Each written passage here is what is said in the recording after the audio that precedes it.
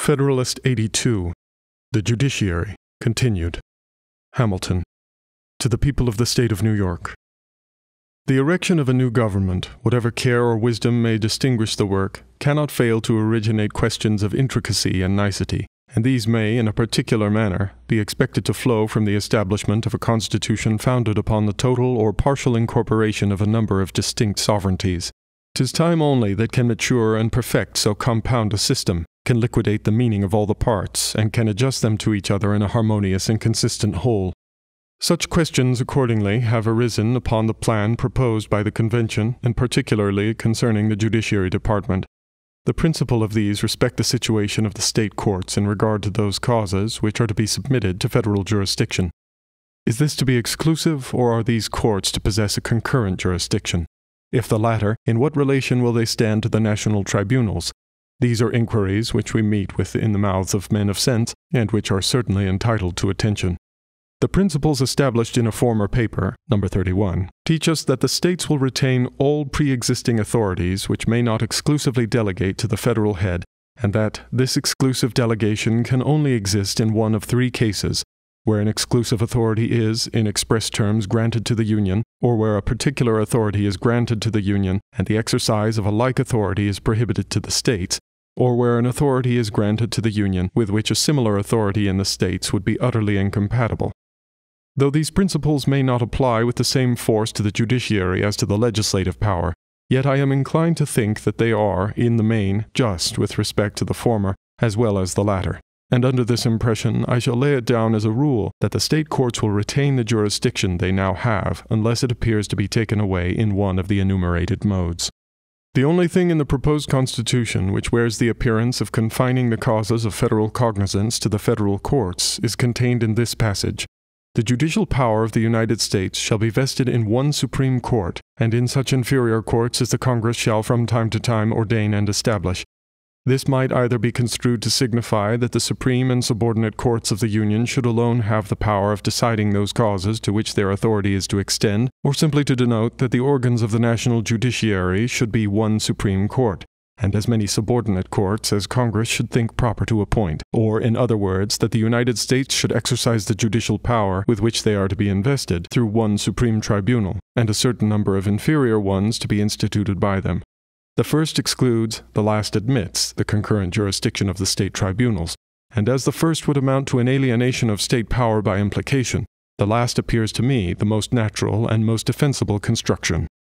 But this doctrine of concurrent jurisdiction is only clearly applicable to those descriptions of causes of which the state courts have previous cognizance. It is not equally evident in relation to causes which may grow out of, and be peculiar to, the Constitution to be established. For not to allow the state courts a right of jurisdiction in such cases can hardly be considered as the abridgment of a pre-existing authority. I mean not therefore to contend that the United States, in the course of legislation upon the objects entrusted to their direction, may not commit the decision of causes arising upon a particular regulation to the federal courts solely, if such a measure should be deemed expedient. But I hold that the state courts will be divested of no part of their primitive jurisdiction further than may relate to an appeal, and I am even of opinion that in every case in which they were not expressly excluded by the future acts of the national legislature, they will of course take cognizance of the causes to which those acts may give birth. This I infer from the nature of judiciary power, and from the general genius of the system. The judiciary power of every government looks beyond its own local or municipal laws, and in civil cases lays hold of all subjects of litigation between parties within its jurisdiction, though the causes of dispute are relative to the laws of the most distant part of the globe. Those of Japan, not less than of New York, may furnish the objects of legal discussion to our courts.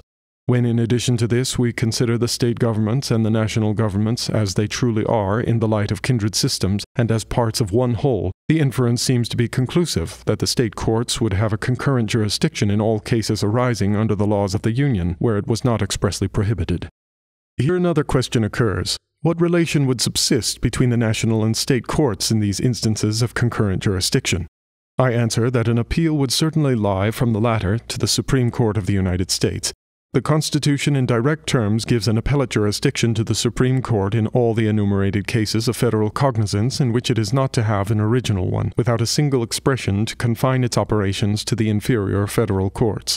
The objects of appeal, not the tribunals from which it is to be made, are alone contemplated. From this circumstance, and from the reason of the thing, it ought to be construed to extend the state tribunals. Either this must be the case, or the local courts must be excluded from a concurrent jurisdiction in matters of national concern, else the judiciary authority of the Union may be eluded at the pleasure of every plaintiff or prosecutor. Neither of these consequences ought, without evident necessity, to be involved. The latter would be entirely inadmissible, as would defeat some of the most important and avowed purposes of the proposed government, and would essentially embarrass its measures. Nor do I perceive any foundation for such a supposition.